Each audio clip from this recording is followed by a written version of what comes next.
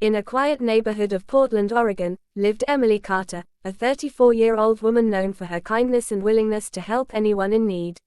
She worked as a school counselor and lived alone in a small but cozy house her parents left her after moving to Florida. Emily's life was peaceful, predictable, even, until one rainy afternoon changed everything. That day, her neighbor Michael Bennett, a widowed father of two, knocked on her door. He was carrying a broken box of old books, rain dripping from his jacket.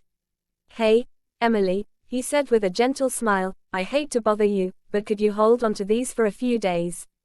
My basement flooded, and I don't want them ruined." Emily, always happy to lend a hand, agreed immediately. "Of course, bring them in," she said, unaware that this simple favor would unravel a series of events that would test her trust and change her perspective on people forever.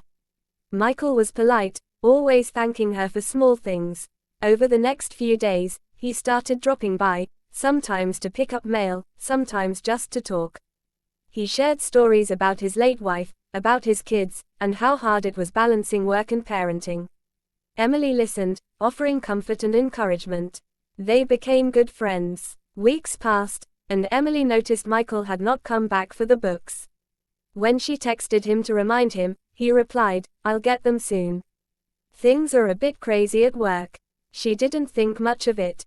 One evening, however, when Emily came home from work, she found her front door slightly open. Her heart pounded. She called out softly, "Hello, Michael, is that you?" There was no answer. She carefully stepped inside. The living room looked fine, but the kitchen drawers were open, and papers were scattered everywhere. Her mind raced. She immediately called the police. They arrived quickly, inspected the house, and confirmed there had been a break-in. But what puzzled Emily was that nothing valuable seemed to be missing, except for the box of Michael's books. When the police checked the security footage from her neighbor's camera, what they saw made her heart sink. It was Michael himself, entering her house with a spare key. Emily couldn't believe it. She had trusted him completely. The officers discovered that the books were actually filled with old documents, property records and financial papers belonging to his late wife. Apparently, Michael had been under investigation for fraud, and he had hidden those documents at Emily's house thinking it would never be searched. When the police went to question him, he had already left town. Emily felt betrayed, humiliated, and heartbroken. She couldn't understand why someone she helped would use her that way. For days, she replayed every conversation, every moment she had trusted him. But as time went on, she refused to let this break her spirit. Instead, she decided to learn from it. She started volunteering at a local women's support center, counseling others about setting boundaries and protecting themselves emotionally and practically. A few months later, she received a letter from Michael.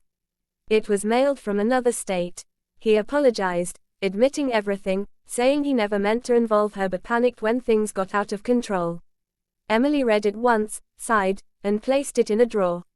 She forgave him in her heart but knew she'd never let her guard down so easily again.